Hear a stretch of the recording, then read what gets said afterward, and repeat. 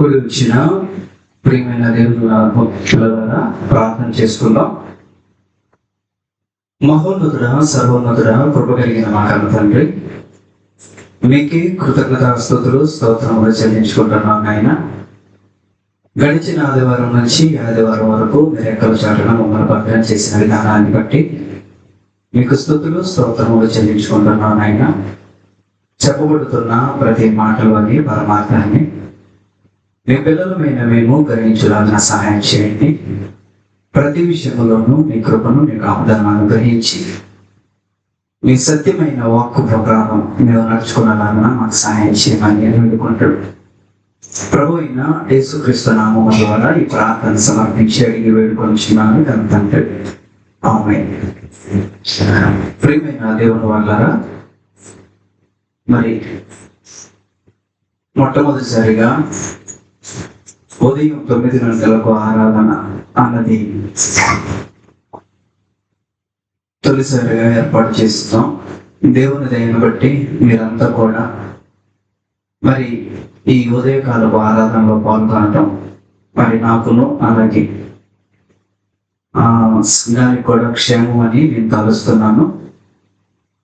ఎందుకంటే దేవుణ్ణి స్తుతించడానికి, ఆరాధించడానికి మనకి సమయాన్ని ముందుగా సెట్ చేసుకోవటం వలన చాలా ప్రయోజనం ఉందనేది నా ఉద్దేశం. ప్రియులారా, మరి ఎక్కువగా మిమ్మల్ని ఆశ పెట్టకుండా వాక్య భాగంలోనికి మనం ప్రవేశిద్దాం. ఈరోజు బైబిల్లోని కొన్ని విలువైన సంగతులను మనం ఆలోచన చేద్దాం. ప్రియమైన దేవుని వాళ్ళారా, యేసుక్రీస్తు వారు ఈ లోకానికి వచ్చినప్పుడు దేవుని యొక్క మాటలను మనకు అర్థం కావాలి అని, దేవుని యొక్క మాటలు మనకు అర్థం కావాలని ప్రతి మాటలు కూడా అర్థవంతంగా మనకి తెలియజేశాడు.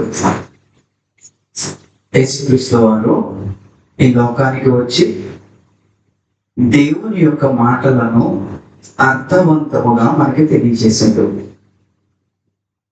ఒక మాటను మనం గ్రహించాలి అంటే దానికి ఉపమానముతో చెబితే చాలా బాగా అర్థమవుతుంది విషయం. ఒక విషయాన్ని మనం చెప్పాలి అంటే ఉపమానముతో బోధిస్తే, ఎగ్జాంపుల్స్ చెబుతూ బోధ చేస్తే ఆ బోధ చాలా బాగా ఈజీగా అర్థమవుతుంది.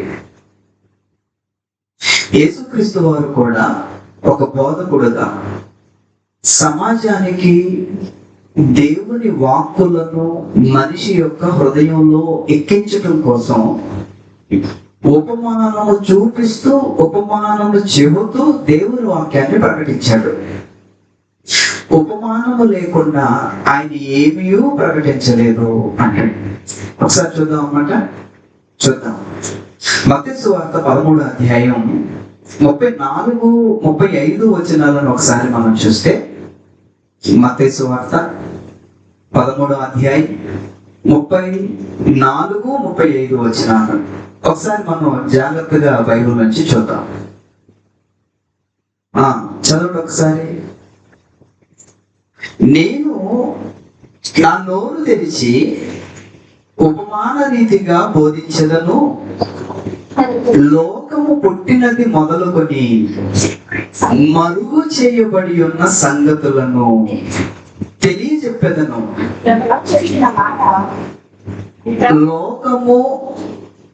లోకము పుట్టినది మొదలుకొని మరుగు చేయబడిన సంగతులు అన్నాడు. అంటే యేసుక్రీస్తు వారు చెప్పిన సంగతులు అంతకు ముందు ఏ ఫిలాసఫర్లు చెప్పని సంగతులు. అర్థమైందా? ఏ తత్వవేత్త చెప్పని సంగతులు, ఏ మనిషి జ్ఞానానికి అందని సంగతులే యేసుక్రీస్తు వారు ఈ లోకానికి వచ్చి చెప్పాడు. అందుకే మాట్లాడుతూ అంటాడు, లోకము పుట్టినది మొదలుకొని మరుగు చేయబడిన సంగతులు మీకు తెలియజేస్తున్నాను అని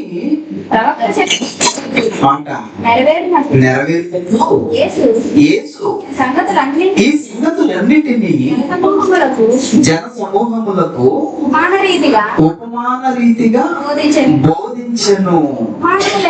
ఉపమానము లేక వారికి ఏమీ బోధించలేదు అన్నాడు. అంటే ఉపమానాన్ని ఎందుకు యేసుక్రీస్తు తీసుకున్నాడంటే, కంటికి కనిపించే ఎగ్జాంపుల్స్ చూపిస్తూ మనకు అర్థం కాని సంగతులు, మన కంటికి కనిపించని సంగతులు, వాటిని తెలియచేయాలి అనుకున్నాడు.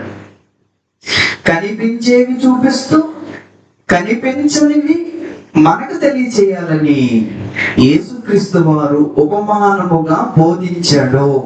అంటే ప్రతి విషయాన్ని మనకు అర్థం చేయించడానికి మనకు తెలిసిన విషయాలను తీసుకున్నాడు.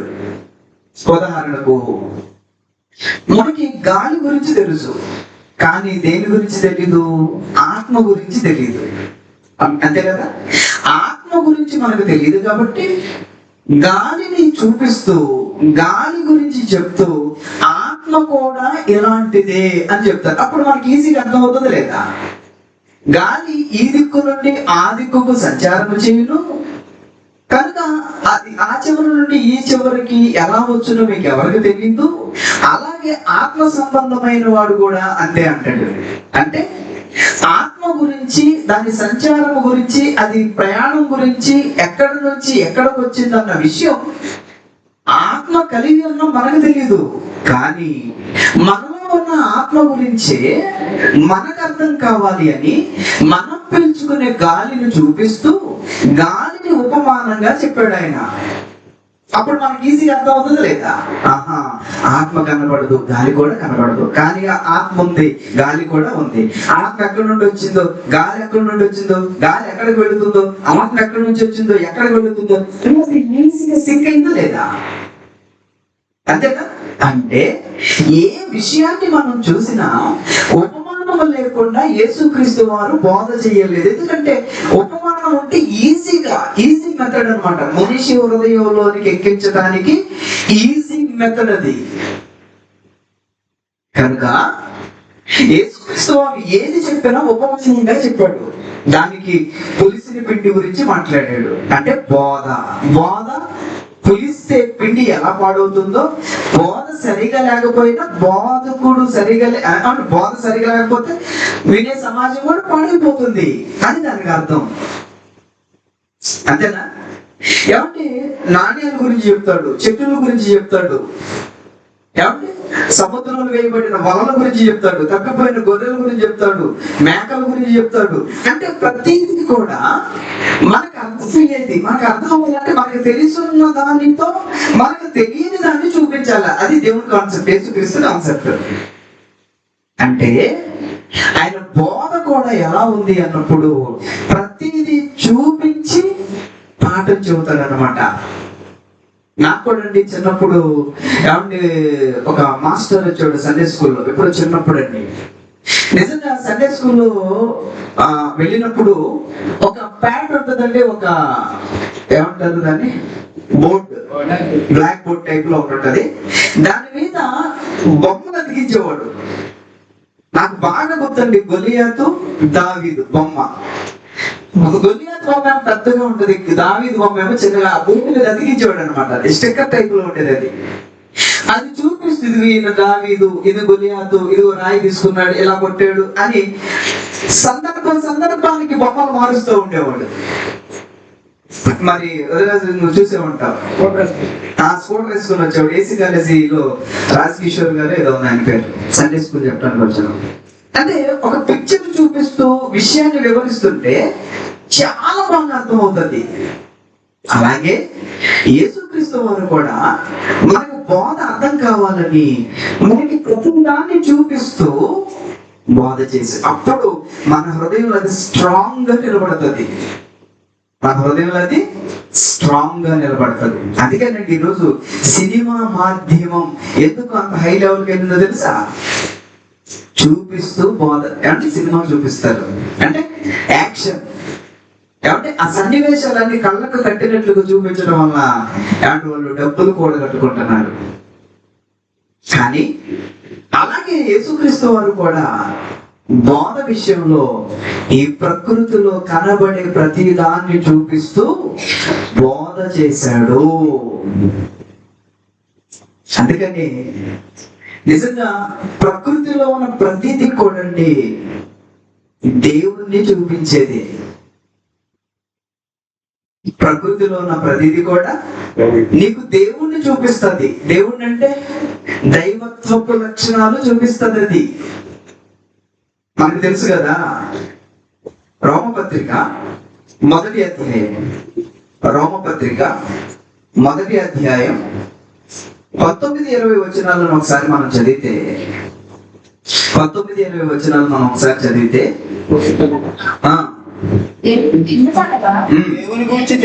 దేవుని గూర్చి తెలియశక్యమైనది ఏదో అది వారి మధ్య విషదమై ఉన్నది. దేవుడు అది వారికి విషదపరిచెను. ఆయన అదృశ్య లక్షణములు అనగా ఆయన నిత్య శక్తియు దేవత్వమును జగదుత్పత్తి మొదలుకొని సృష్టింపబడిన వస్తువులను ఆలోచించడం వలన, జగదుత్పత్తి మొదలుకొని సృష్టింపబడిన వస్తువులను సృష్టింపబడిన వాటిని ఆలోచించడం వలన ఏం తేటపడుచున్నది? దైవత్వము తేటపరచబడుచున్నది. అంటే ప్రకృతిలో ఉన్న దానిని చూపిస్తూ మనకి దైవత్వాన్ని పరిచయం చేస్తున్నాడు. యేసుక్రీస్తు వారు కూడా బోధ ఎలా చేశాడు? ప్రకృతిలో ఉన్న వాటిని చూపిస్తూ దేవుని యొక్క దైవత్వాన్ని పరిచయం చేశాడు. ఏమండి, ఏబు గ్రంథంలో కూడా ఒక మంచి మాట ఉంది. నిజంగా ఈ మాటకి రిలేటెడ్ గా ఉంటది. ఒకసారి చూద్దాం. ఏబు గ్రంథము 12వ అధ్యాయం 7వ వచనం నుండి మనం చూడండి ఏమంటున్నాడు. ఏబు గ్రంథము 12వ అధ్యాయం, ఏబు గ్రంథము 12వ అధ్యాయము, ఏబు గ్రంథము 12వ అధ్యాయం 7వ వచనం నుండి 9వ వచనం వరకు మనం చూస్తే ఏమంటున్నాడు ఇక్కడ? అయినను మహిమలను విచారించుము. ఇక ఉండి విచారించుము, అవి నీకు బోధిస్తాయి అన్నాడు. చూడండి, ఏం బోధిస్తాయి? నన్ను చేసింది దేవుడని. అంటే వాటిని గురించి నువ్వు విచారణ చేస్తే నీకు అర్థమవుతుంది దేవుడు అంటే ఏంటో. ఇంకేమంటున్నాడు చూడండి, ఆకాశ పక్షులను విచారించుడి, అవి నీకు తెలియజేయును. ఏమంటే ప్రతి దాని గురించి అల్టిమేట్ గా నువ్వు లోతుల్లోనికి వెళ్ళి ఆలోచించగలిగితే నీకు ఏమర్థమవుతుందో తెలుసా? దేవుడు అర్థమవుతాడు. ఇప్పుడు యేసుక్రీస్తు వారు కూడా ఇప్పుడు ఏం చెప్తున్నాడు? తెలియబడిన దాన్ని చూపిస్తూ కనిపించనిది, మనకు తెలియనిది పరిచయం చేయాలి. అంతేనా? అంటే యేసుక్రీస్తు చూపించిన ప్రతి దాని వెనుక దేవుని గుణగణాలను మనం చూడాలి. అంతేనా? దేవుడు గుణగణాలను ప్రకృతిలో ఉన్న ప్రతి దానిని చూపిస్తూ దేవుని గుణగణాలను మనకి తెలియచేయాలి అన్నదే యేసుక్రీస్తు వారి యొక్క ప్రధాన ఉద్దేశం. అందుకే ఒక విత్తనాన్ని తీసుకుంటాడు, గాలిని తీసుకుంటాడు, పిండిని తీసుకుంటాడు, మొక్కను తీసుకుంటాడు, వలను తీసుకుంటాడు, ఏమంటే ఆ తలంతులు తీసుకుంటాడు. ఏమంటే ఇలా కాదు, ఒక్కటి కాదండి, చాలా పువ్వులు తీసుకుంటాడు, చాలా తీసుకున్నాడండి. ఇవన్నీ మనకు తెలియబడినవి చూపిస్తూ తెలియని వాటిని పరిచయం చేయాలి. మనం కూడా అంతేనండి. ఎందుకంటే బోధకుడు దగ్గర మనం నేర్చుకున్న బోధ ఇదే. సమాజానికి కూడా మనం ఏం చేయాలంటే ఒక విషయాన్ని లోతుగా మనం అధ్యయనం చేయించాలి అంటే మనం కూడా ఏదో ఒక ఎగ్జాంపుల్, ఉపమానం అన్నది తీసుకోవాలి. మరి ఈరోజు మనం కూడా ఒక మంచి ఉపమానాన్ని తీసుకొని దేవుని యొక్క గుణగణాలను మనం నేర్చుకుందాం. ఓకేనండి, రైట్? సిద్ధమైన మీరంతా? ఓకేనా? రైట్. ప్రియమైన దేవుని వల్ల ఈరోజు మనం ఒక మంచి ఉపమానం మాట్లాడుకుంటూ ముందుకు వెళదాం. మత్తయి సువార్తలో 6వ అధ్యాయం, లోక సువార్త 6వ అధ్యాయం 43-44 చదువుకుందామండి. 43-44 6వ అధ్యాయం. ఏముంటున్నాడు ఇక్కడ? చెట్టు గురించి మాట్లాడుతున్నాడు. ఏమండి?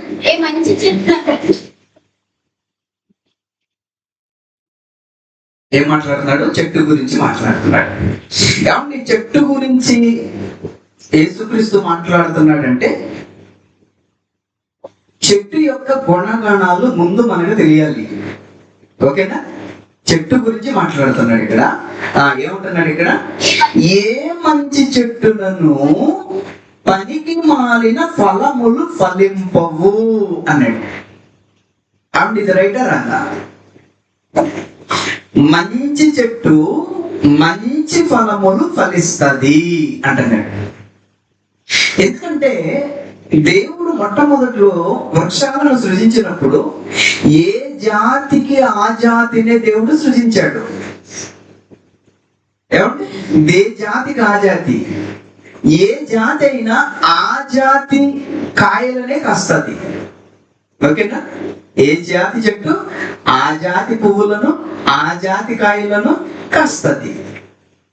అంటే ఇక్కడ ఏమంటున్నాడంటే, ఇక్కడ ఏ మంచి చెట్టులను పనికి మాలిన ఫలములు ఫలింపవు.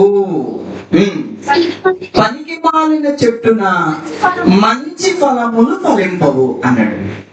అంటే ఇక్కడ మంచి చెట్టు మంచి ఫలాలనే ఇస్తుంది. బాగా గుర్తుపెట్టుకోండి, మంచి చెట్టు మంచి ఫలాలనే ఇస్తుంది. ఉదాహరణకు జామ చెట్టు ఉంది, మర్రికాయలు కాస్తాయా? జామకాయలే కాస్తాయి. కాయను బట్టే చెట్టు ఏంటో మనం చెప్పేస్తాం, అంతేనా కదా? కాయను బట్టి చెట్టును చెప్పేస్తాం. మంచి చెట్టు మంచి ఫలాలు ఇస్తుంది అంటే దాని గుణం ఏదైతే ఉందో అదే గుణం కలిగిన ఫలాలను చెట్టు ఇస్తుంది. ఓకేనా? రైట్. కిందకి వెళ్దాం. ఏమంటున్నాడు? ప్రతి చెట్టు తన ఫలము వలన తెలియబడును. ప్రతి చెట్టు తన ఫలము వలన తెలియబడును. మొన్న పొదలలో అంజూరపు పండ్లు ఏరుకొనరు, కొరింద పొదలో ద్రాక్ష పండ్లు కోయరు అన్నాడండి. అంటే ఏ చెట్టుకి ఆ కాయలే కాస్తాయి తప్ప మరొకటి కాయలు కాయదు. అంటే చెట్టుకు ఏ గుణం అయితే ఉంటుందో ఆ గుణానికి సంబంధించిన ఆ చెట్టు ఫలాలే వస్తాయి. ఇది దేవుడు చెప్పాలనుకుంటారన్నమాట. అది మనకు అర్థం కావడం కోసం ఒక చెట్టును చూపించాడు. అర్థమవుతుంది కదా? ఆ చెట్టు ఏ విత్తనం నుంచి ఆ చెట్టు వచ్చిందో అదే ఫలాలు ఆ చెట్టు కాస్తుంది అన్నాడు. దీని గుణం మారదా? మంచి చెట్టు దాని గుణం మారదు. ఎందుకు? ఆ చెట్టు దేనికోసం దేవుడు సృజించాడు? ఏ చెట్టునైనా కానివ్వండి, ఏ చెట్టునైనా దేవుడు ఎందుకు ఆ చెట్టును నాటాడు? అలాగే దాని ఫలాలు ఇవ్వాలని, అంతేనా కదా? ఇంకా మనకి క్లారిటీగా అర్థం కావడం కోసం న్యాయాధిపతుల గ్రంథానికి వెళదాం. న్యాయాధిపతులు 9వ అధ్యాయంలో 8వ వచనం నుంచి కొన్ని చెట్లు మాట్లాడుకుంటూ ఉంటాయి. అవి ఒకసారి మనం చూద్దాం. అవి ఏం మాట్లాడుతున్నాయో మనకు అర్థం కావాలి. ఏమంటున్నాడు చూడండి. 9వ అధ్యాయం 8వ వచనం నుండి మనం చదివితే, చెట్లు తమ మీద రాజును ఒకరిని అభిషేకించుకొనవలెనని మనసు కలిగి బయలుదేరి మమ్మల్ని ఏరుమని ఒలీవ చెట్టును అడగగా, ఒలీవ చెట్టు దేవునిని మానవులను దేని వలన నరులు సన్మానించుదురో ఆ నా తైలము నీయక మాని చెట్లు మీద రాజునయ్యుండి ఇటు అటు తూగుటకు నేను వచ్చేదనా అంది. అంటే దీన్ని బట్టి మనకి ఏమర్థం అవుతుంది? ఏమర్థం అవుతుందంటే, చెట్టు దేవుడు ఏ పర్పస్ మీద దేవుడు చెట్టును చేశాడో ఆ చెట్టు అదే పని తప్ప మరొక పనికి నేను పిలువబడలేదు, పంపబడలేదు. దేవుడు ఎందు నిమిత్తము నన్ను ఈ భూలోకంలో ఒక చెట్టుగా నాటాడో ఆ చెట్టుగా నేనేం చేయాలి? నా బాధ్యత ప్రకారం దేవుడు నాకివ్వబడిన పనిని నేను చేయాలి తప్ప మరి రెండవ పనికి నేను అవకాశం నేను ఇవ్వను. ఎందుకంటే దేవుడు నాకు ఇచ్చిన పని ఇది, నేను ఇదే చెయ్యాలి అంటుంది. అంటే దాని యొక్క గుణాన్ని అది పోగొట్టుకోవడం లేదు. ఇది మీరు మైండ్లో పెట్టుకోవాలి. ఇక కింద చెట్లు కూడా అవే మాట్లాడదు. చూడండి, కింద చెట్లు కూడా అవే మాట్లాడదు. ఒకసారి చూద్దాం.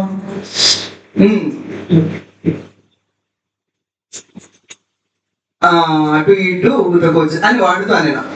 అప్పుడు చెట్లు నీవు వచ్చి మమ్మల్ని ఏలుమని అంజూరపు చెట్టును అడగగా, అంజూరపు చెట్టు చెట్ల మీద రాజునై ఉండి ఇటు అటు ఊగుటకు నా మాధుర్యము నా మంచి ఫలములను నేను ఇయ్యక మానుదునా అని వాడుతా నేను అన్నాడు. అంటే ఇవి చూడండి, దేవుడు ఎందుకు వీటిని చెట్ల గురించి మనకు చెప్తున్నాడంటే, అవి ఏదైతే మనం ఇచ్చామో అదే అవుట్పుట్ వస్తుంది. ఇన్పుట్ ఏదైతే ఇచ్చామో అవుట్పుట్ మరింత పదింతలుగా ఫలాలు వస్తాయి. అంతే కదండి. ఒక్క విత్తనం నాటుతాం, ఎన్ని ఫలాలు వస్తాయి? చాలా ఫలాలు వస్తాయి కదా. చాలా ఫలాలు కూడా ఎలాంటి ఫలాలు? ఒకటి జాంకాయ, ఒకటి మామిడికాయ, ఒకటి యాపిల్కాయ వస్తుందా? రాదండి. ఒక్క విత్తనం వేస్తే ఆ విత్తనానికి సంబంధించిన అవే ఫలాలు కొన్ని వందలుగా వస్తాయి. అంతేనా? అంటే దాని యొక్క గుణం ఏదైతే ఉందో అది ఒక్కటిగా నాటబడి అనేక ఫలాలను ఎలా తెస్తుందో, ఏమంటే దాని యొక్క భావం, స్వభావం, గుణం ఏదైతే ఉందో దాన్ని కోల్పోకుండా ఈ చెట్టు ఎలా అయితే పరిపక్వత పొందుతుందో అన్నది ముందు మనకు అర్థమైతే, అర్థమైంది లేదా? చెట్టు యొక్క గురించి మీకు పూర్తిగా అర్థమైంది లేదా?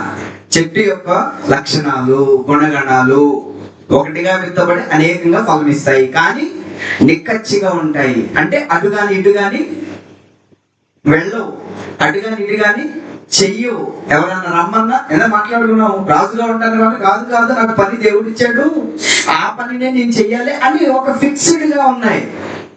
ఇప్పుడు యేసుక్రీస్తు వారు ఏమన్నాడు? చెట్టును చూపిస్తే ఏమన్నాడు? మంచి చెట్టు మంచి ఫలాలే కాస్తుంది అన్నాడు. చెడ్డ చెట్టు చెడ్డ ఫలాలే కాస్తుంది అన్నాడు. ఇంతవరకు మనకి బాగా అర్థమైంది అన్నది నా యొక్క ఉద్దేశం. ఓకేనా? అయితే ఇదంతా కూడా చెట్ల గురించి.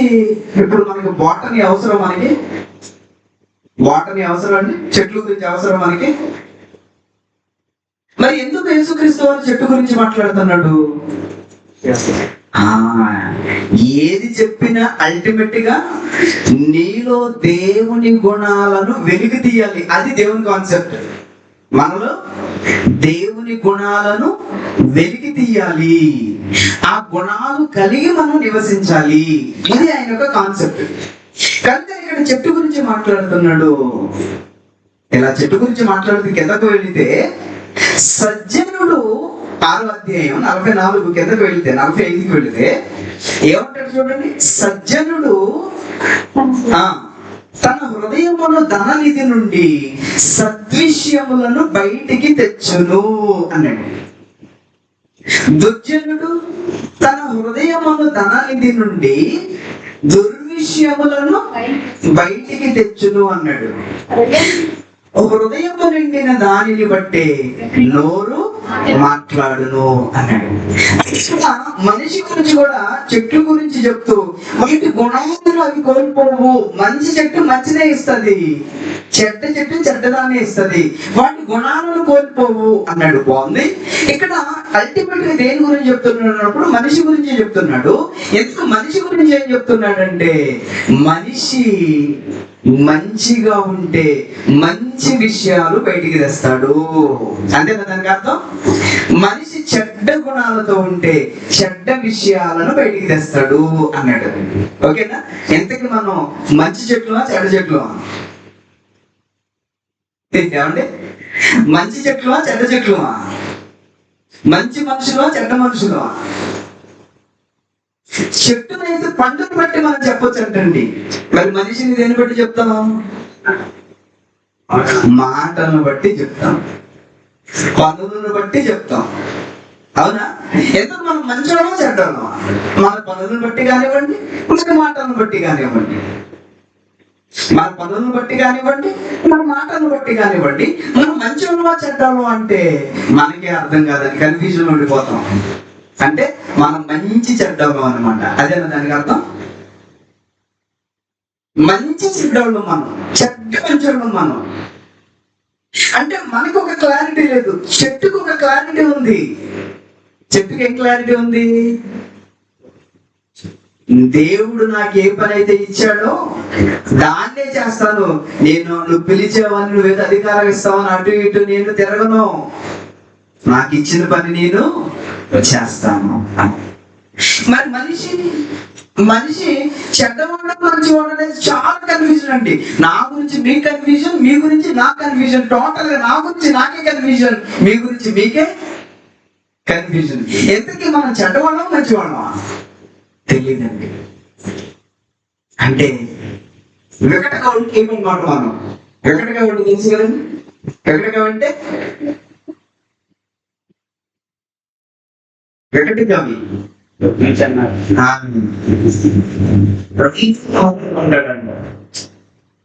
రెండు కావాలనుకుంటాడు. ఒకటి కావాలి ఏం చేస్తాడు? రెండు కావాలనుకుంటాడు. రెండు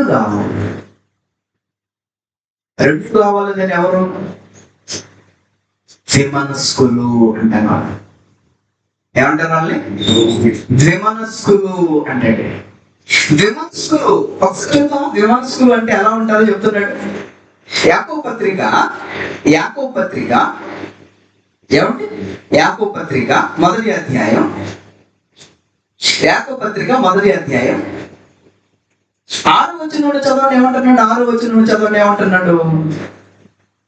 యాకోబు పత్రిక మొదటి అధ్యాయం 6వ వచనం నుండి మనం చదివితే, అయితే అతడు ఏ మాత్రమును సందేహింపక అన్నాడు. చూడండి, ఏ మాత్రము కూడా సందేహింపక అన్నాడు. అంటే సందేహం 1% కూడా, మిల్లీ .000 కూడా ఉండకూడదు. సందేహం ఉండకూడదు. ఏ విషయంలో సందేహం ఉండకూడదు? దేవుని విషయములో, విశ్వాస విషయములో, ఏ విషయంలో కూడా సందేహం ఉండకూడదు అన్నాడు. సందేహింపక విశ్వాసముతో అడగవలెను.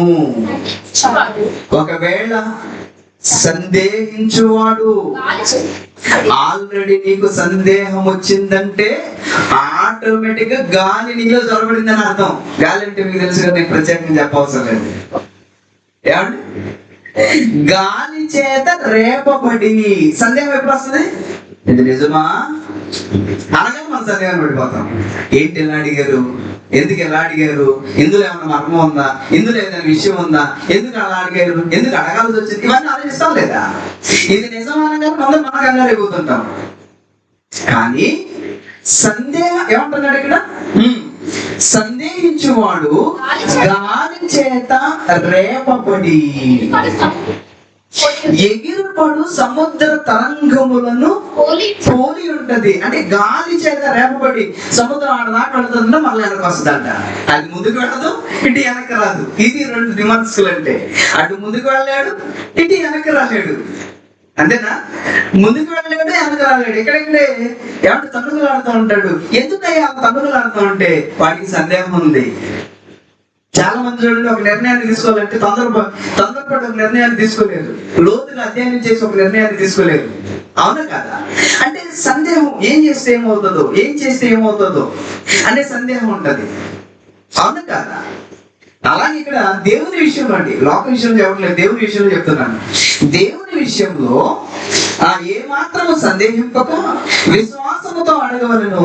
సందేహించువాడు గాలి చేత రేపబడి ఎగిరిపడు సముద్ర తరంగములను పోలి ఉంటును.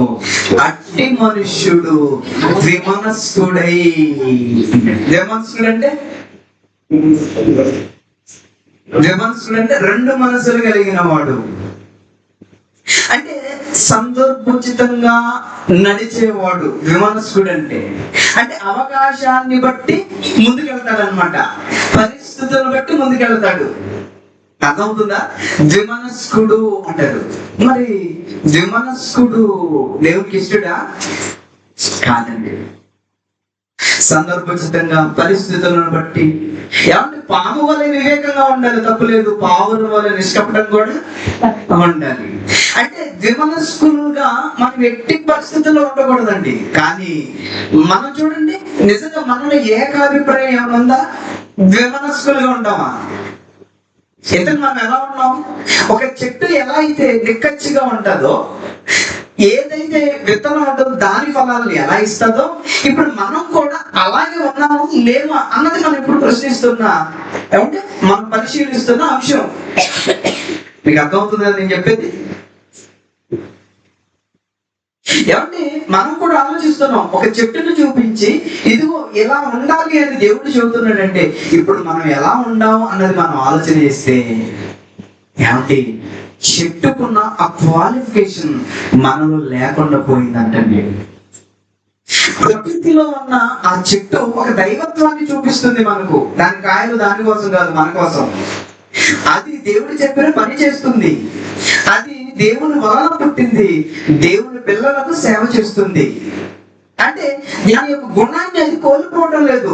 మంచి చెట్టు మంచి గుణాలను కలిగి ఉంది, మంచి ఫలాలను కూడా ఇస్తుంది. ఇప్పుడు మనం మంచి వాళ్ళమా చెడ్డ వాళ్ళం అంటే మనకే సందేహంలో ఉన్నాం. మనం ఎందుకు సందేహంలో ఉన్నాం అన్నదానికి కూడా కొన్ని బలమైన కారణాలు మీకు చూపిస్తాను. కొన్ని బలమైన కారణాలు. ఏమంటే ఏలియా కాలంలోనండి, ఏలియా గారి కాలంలో ఏమంటే ఈ ప్రజలు రెండు తలంపుల మధ్య ఉన్నారంట. రెండు తలంపుల మధ్య ఉన్నారు. ఏంటి రెండు తలంపులు? యెహోవా దేవుడా లేకపోతే బయలు దేవుడా? ఈ కన్ఫ్యూజన్ ఉన్నారంట. దేవుడికి రెండు తలంపుల మధ్య ఉంటే ఇష్టం ఉండదు కదా. అందుకే ఏలియా గారు వచ్చి అంటాడు, మీరెందుకు రెండు తలంపుల మధ్య గెలగల కొట్టుకులాడతారు? రెండు మనం తెలుసుకుందాం. యెహోవా దేవుడైతే ఆయన నమ్మండి, బయలు దేవుడైతే ఆయన నమ్మండి. ఎందుకు కన్ఫ్యూజన్? ఏకభావం ఏకతాత్పర్యంతో ఉండాలి. మనం రెండు తలంపుల మధ్య ఉండకూడదు అంటాడు. అక్కడికి వెళ్ళి యెహోవా దేవుడే అని నిరూపిస్తాడు. కాబట్టి ఇవన్నీ మనం చదువుకుంటాం, కానీ మనం మాత్రం రెండు తలంపుల మధ్య ఉంటాం. అవును కదా? రెండు తలంపుల మధ్య ఉంటాం. ఏంటి ఆ రెండు తలంపులు అన్నప్పుడు? ఒకటి దేవుడు, రెండు సిరి. ఒకటి దేవుడు అయితే రెండవది సిరి. అంటే ఈ రెండుని కోరుకుంటాం. ఎందుకు ఇందాక ఏమన్నాడు? వికట కవి అన్న. వికట కవి ఏం చేస్తాడు? రెండు కావాలని కోరుకున్నాడంట. అంటే మీకు అర్థమైందని చెప్తున్నా, అంతేగాని వేరే వాళ్ళు పెంచిపరుస్తారని కాదు. అంటే రెండు కోరుకుంటున్నాం. అంటే మనకేం కావాలి? లోకము కావాలి, దేవుడు కూడా కాదు. కాబట్టి ఇది దేవునికి ఇష్టమేనా? ఏ చెట్టు అయినా అలా రెండు రకాలుగా ఆలోచిస్తుందా? రెండు రకాలుగా ఉంటుందా? అంటే దేవుడు ఇచ్చిన ఆ చెట్టు, దేవుడు వేసిన చెట్టు ఏదైతే ఉందో సేమ్ టు యాస్టీస్ గా అదే ఫలాలు ఇస్తుంది తప్ప వేరేది ఇవ్వనప్పుడు మనం కూడా దేవుని పిల్లలుగా దేవుని యొక్క భావాలను మనం పుణిగిపుచ్చుకొని దేవుని యొక్క కోరికలు నెరవేర్చేవారిగా ఉండవలసిన మనం, ఎందుకంటే మనకి రెండు తలంపుల మధ్య తన్నుగులాడుతున్నా చెప్పండి? రెండు తలంపుల మధ్య ఎందుకు మనం కొట్టబెట్టి ఆడుతున్నాం? ఏమండి నిజంగా అలా రెండు తలంపుల మధ్య కనుక మనం ఉంటే దేవుడు ఎట్టి పరిస్థితుల్లో కూడా మనల్ని యాక్సెప్ట్ చేయండి. దేవుడికి అసలు నచ్చదది. అందుకే ఏమంటాడు ఒకసారి చూద్దాం. ప్రకటన గ్రంథం 3వ అధ్యాయం 14 వచ్చిన నుండి మనం చూస్తే, ప్రకటన గ్రంథము 3వ 3వ అధ్యాయం 14, 15, 16 వచనాలు కూడా ఒకసారి మనం చదివితే ఎలాగో మేము వాడు నమ్మకమైన సత్యసాక్షియు దేవుని సృష్టికి ఆది ఉన్నవాడు చెప్పు సంగతులు ఏమనగా, నీ క్రియలను నేను ఎరుగుదును, నీవు చల్లగానైనను వెచ్చగానైనను లేవు. నీవు చల్లగానైనను వెచ్చగానైనను ఉండిన మేలు అన్నాడు. చూడండి, నువ్వు చల్లగానైనా ఉండు, వెచ్చగానైనా ఉండు, కానీ నువ్వు ఎలా ఉన్నావు అంటున్నాడు, నువ్వు వెచ్చగా ఉన్నావు. అసలు దేవుడు అంటున్నాడు నేనేం చేయాలి నేను కూడా అంటున్నాడు. నువ్వు మంచోడివి కాదు, అలా చెడ్డోడివి కూడా కాదు. ఏమంటే అటు చెడ్డతనం ఉంది, అలా మంచితనం ఉంది, ఈ రెండిట్లో మిక్స్ ఉన్నావు. ఇప్పుడు నేను ఫిల్టర్ చేయాలి. ఎలా ఫిల్టర్ చేయాలి? ఎలా ఫిల్టర్ చేయాలి నిన్ను? నువ్వు మంచివాడువా చెడ్డోడువా? రెండు మిక్స్ చేసి ఉన్నావు. నేను మంచి చెడ్డోడు అంటావా, చెడ్డ మంచోడు అంటావా? నాకు ఇలా నచ్చదు అన్నాడండి దేవుడు. అందుకని నాకు ఇలా నచ్చదు, నేను ఎలా ఉంటానో నువ్వు అంతే ఉండన్నాడు.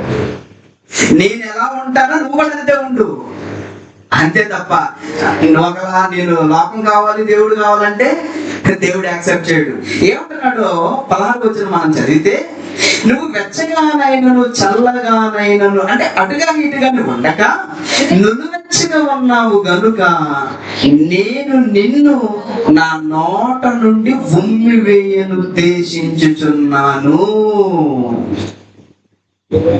ఆయన డిక్లేర్ చేసేసాడు అంటే, అలా గనక ఉంటే నాకు సిరి కావాలి, నాకు దేవుడు కావాలి అని, నాకు ఈ లోకం కావాలి, ప్రభు కావాలి అని ఒకవేళ నువ్వు అంటే నువ్వు నిలువెచ్చని జీవితం కలిగి ఉన్నావు గనుక ఇప్పుడు నేను నా తీర్పు నేను ప్రకటిస్తున్నాను అన్నాడు. ఏంటి ఆ తీర్పు?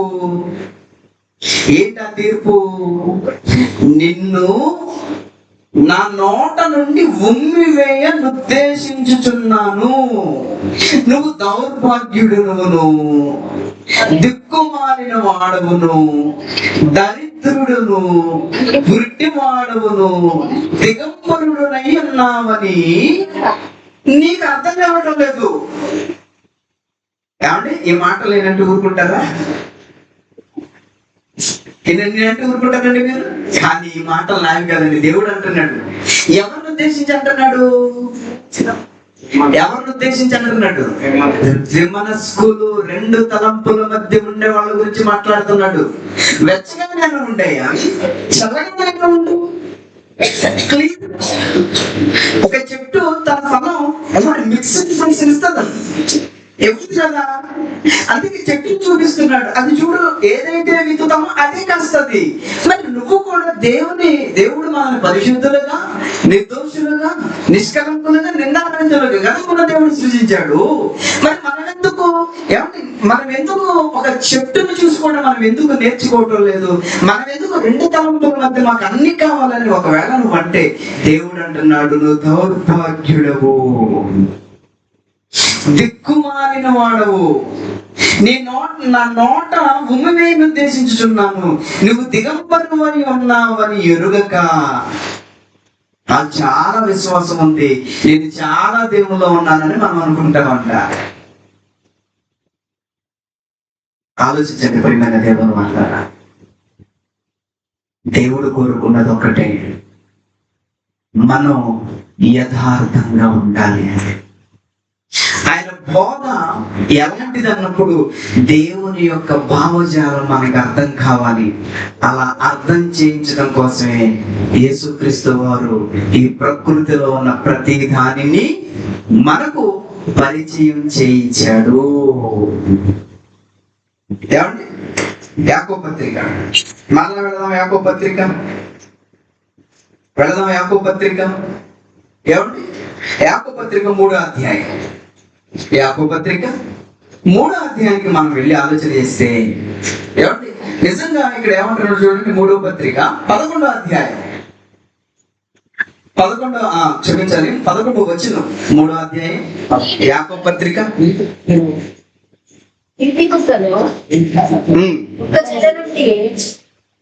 నీటి బుగ్గలో ఒక్క జల నుండి తీయటి నీరును చేదు నీరును ఊరునా ఊరతాయా? ఏమంటే ఊరతాయా? ఏమంటున్నాడు? ఒక్క ఊటలో నుంచి తీయటి నీళ్లు, ఒక్క ఊటలో నుంచే చేదు నీరు ఊరునా అన్నాడు. ఊరతాయా? ఊరు. అంటే నీటిలో కూడా ఒకే గుణం, చెట్టులో కూడా ఒకే గుణం, అంతేనే కదా.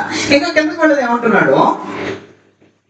నా సహోదరులారా, అంజూరపు చెట్టున ఒలీవ పండ్లైనను ద్రాక్ష తీగన అంజూరపు పండ్లైనను కాయునా కాస్తాయా? కాయు.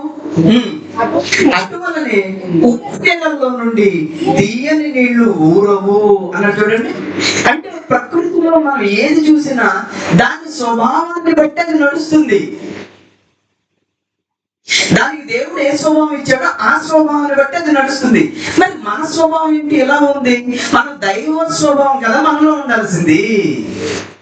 దైవ స్వభావం కదా మనలో ఉండాల్సింది. ఏమంటే యేసుక్రీస్తు ఎక్కడైనా, దేవుడు గాని యేసుక్రీస్తు గాని పరిశుద్ధాత్మ గాని ఎక్కడైనా అవును అవునని చెప్పి కాదు కాదన్నట్లు ఎక్కడైనా ఉన్నారా? అవును అవునని చెప్పి కాదు కాదన్నట్లు ఉన్నారా? లేరు కదా. అందుకంటే యేసుక్రీస్తు వారు కూడా తన బోధలో అవునంటే అవును, కాదంటే కాదు అన్నాడు. ఏమంటే మనకి బోధించిన వాళ్ళు, మనకి ముందు తరాల్లో ఉన్న మనకు బోధించిన వాళ్ళు ఏమంటే నిజంగా ఎంత చక్కగా జీవించి బోధించారో మనకు అర్థమవుతుంది. ఏమంటే ఇన్ని పాఠాలు మనం నేర్చుకుంటున్నాం కదా. ఈ ప్రకృతిని చూస్తున్నాం, ప్రకృతిలో ఉన్న వాటిని చూస్తున్నాం, ప్రవక్తలను చూస్తున్నాం, వాళ్ళు చెప్పిన మాటలు చూస్తున్నాం, ఎంత మందిని చూస్తున్నా ఎందుకండి మనలో ఒకే స్వభావం రావడం లేదు? ఎందుకు? రెండు తలంపుల మధ్య మనం ఉన్నాం. గెహజీ ఉన్నాడండి. గెహజీ ప్రవక్త దగ్గర ఉన్నాడు, నయమాన్ దగ్గర కాసులు కూడా వసూలు చేశాడు. తర్వాత ఏం తెచ్చుకున్నాడు? కుష్టు తెచ్చుకున్నాడు. అంటే రెండు తీపి మధ్య ఉంటే దేవుడు ఉమ్మేస్తాడు.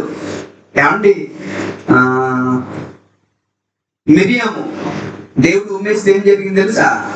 కుష్టు వచ్చిందండి. కుష్టు వచ్చిందా రాలేదా?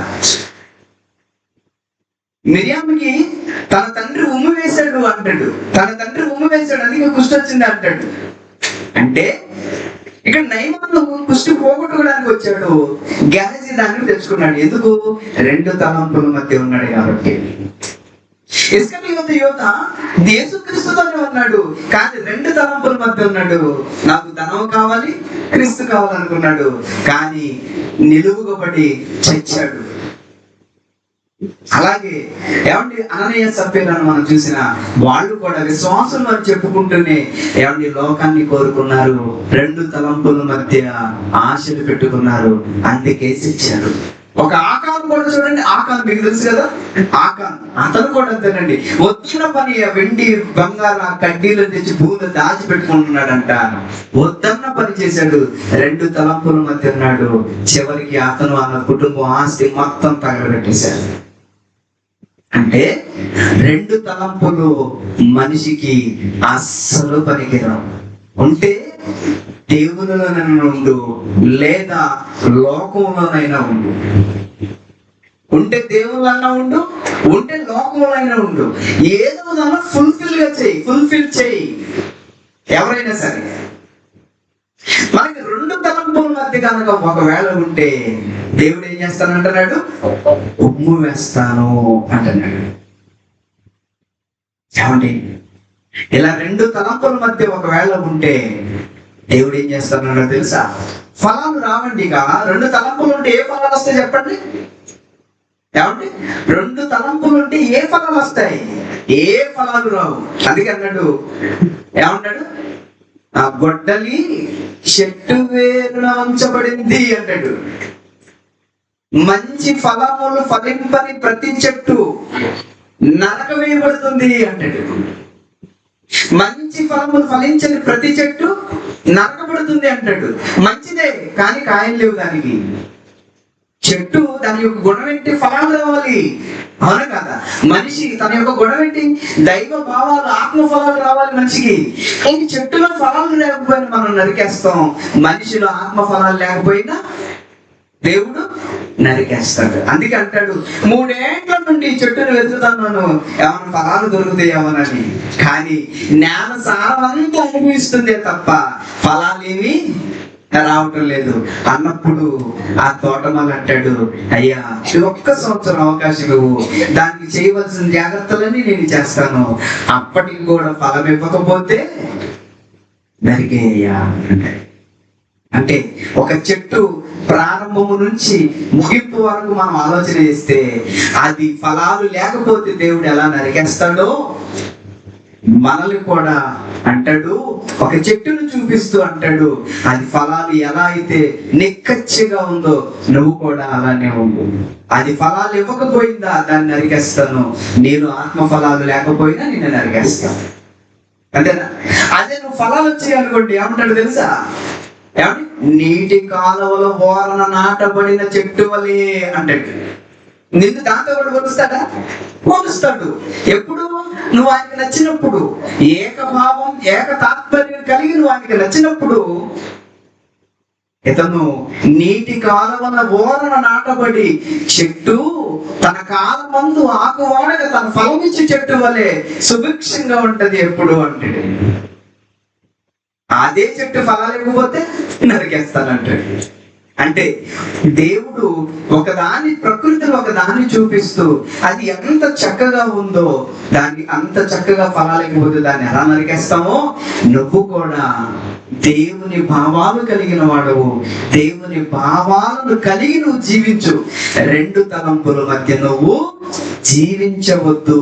అలా జీవిస్తే దేవుడు కూడా నన్ను నరికేస్తాడు, ఉమ్ము వేస్తాడు. ఆయనే ఉమ్మేయటం అంటే తుడుచుకుందాం అనుకుంటున్నారండి? ఉమ్మేస్తే తుడుచుకోవచ్చు అనుకుంటున్నారా? ఆయన ఉమ్మేసాడంటే ఇక నువ్వు ఆయన కనపడవని అర్థం. గెట్ అవుట్, ఇక నువ్వు నా మొహం చూపించగంటావు కదా అంటే ఇక నువ్వు ఆయన కనపడవు, ఆయన నీకు కనపడ్డాడు. నువ్వు అక్కడికి వెళ్ళి ఎంతో మొరపెట్టుకున్నా ఆయన నీకు ఇక దర్శనమే అనుగ్రహింపబడతాడు. అంటే ఉపమానము లేకుండా ఆయన ఏది బోధించలేదు.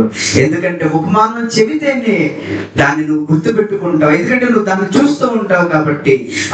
దాన్ని చూస్తూ నీ భావజాలాన్ని కూడా ఏకభావం ఏక తాత్పర్యంతో ఉండాలి. నువ్వు ఫిలిప్పీయులకు రాసిన పత్రిక ముగించేసుకుందాం.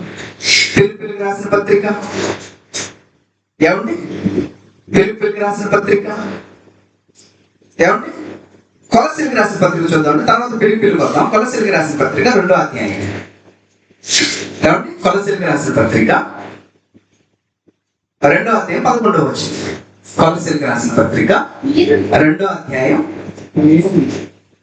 కొలస్సీలకు రాసిన పత్రిక 2వ అధ్యాయం చదవండి 11వ వచనం. మీరును క్రీస్తు సున్నతి యందు శరీరించులతో కూడిన స్వభావమును విసర్జించి ఆయన యందు చేతులతో చేయబడని సున్నతి పొందితిరి.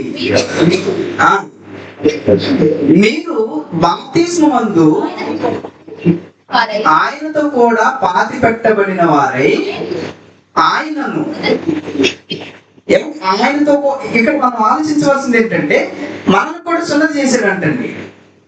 కాకపోతే ఆ సున్నతి చేతులతో చేయబడింది కాదు అంటాడు. అంతేనా? ఏమంటాడు? చేతులతో చేయబడింది కాదు. మీరు క్రీస్తు సున్నతి యందు శరీరేచ్ఛలతో కూడిన స్వభావమును విసర్జించి అంటాడు. ఏమంటే విసర్జించి దేన్ని? శరీర సంబంధమైన వాటిని విసర్జించాలి. విసర్జించి ఆయన యందు చేతులతో చేయబడని సున్నతి పొందితిరి అన్నాడు.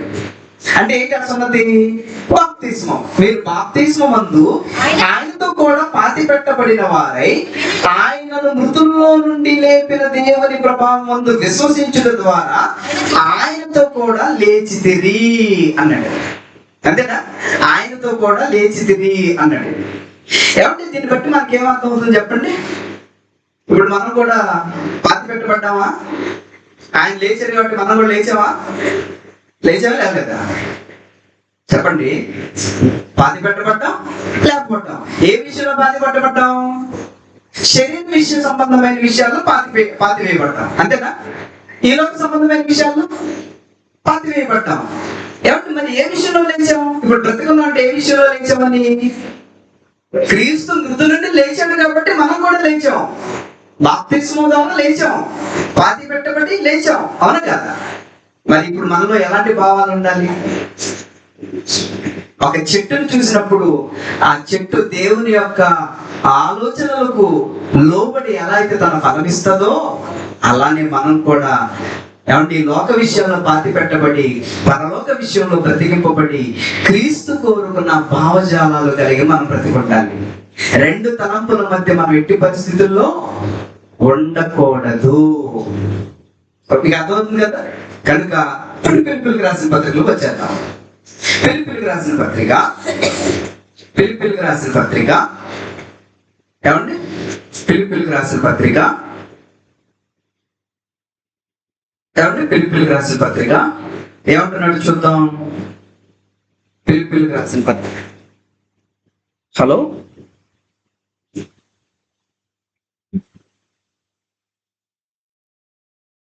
హలో,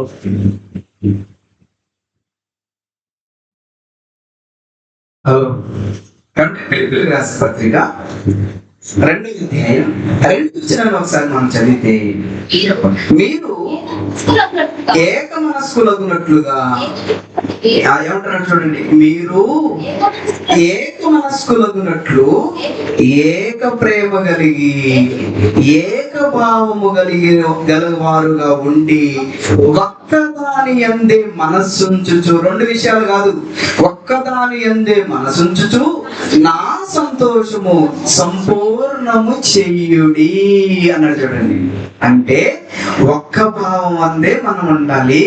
రెండు తలంపుల మధ్య మనం ఎట్టి పరిస్థితుల్లో ఉండకూడదు. ఒకటి దేవుడా, లోకమా, రెండిట్లో ఏదో ఒకటి ఎంచుకోండి. ఒకటి ద్వేషించావంటే మరొక దాన్ని నువ్వు ప్రేమిస్తున్నావని అర్థం. కనుక ఏకభావం ఏక తాత్పర్యం కలిగి ఒక చెట్టు చూసినప్పుడు మనకి మన యొక్క గుణగణాలు, దేవుని యొక్క గుణగణాలు మనలో రావాలి అని, మనకు అర్థం కావాలని యేసుక్రీస్తు వారు ఉపమానము లేకుండా దేనిని బోధించలేదు. ఇప్పుడు మనం కూడా ఒకటే అర్థమైంది, రెండు తలంపుల మధ్య మనం ఉండకూడదు. అలా ఉంటే చాలా చాలా ప్రమాదం. మనకది అంత క్షేమకరం కాదు. ఇక నుంచి మనం ఒకే మనసుతో ఏకభావం ఏక తాత్పర్యం కలిగి మనం జీవించాలి. మీకు అర్థమైంది కదా? ప్రార్థన చేసుకోండి. ముందుగా ప్రకటన ఏంటంటే చివరి ప్రార్థన ఆశీర్వాదం తర్వాత తీసుకుందాం. ఓకేనండి.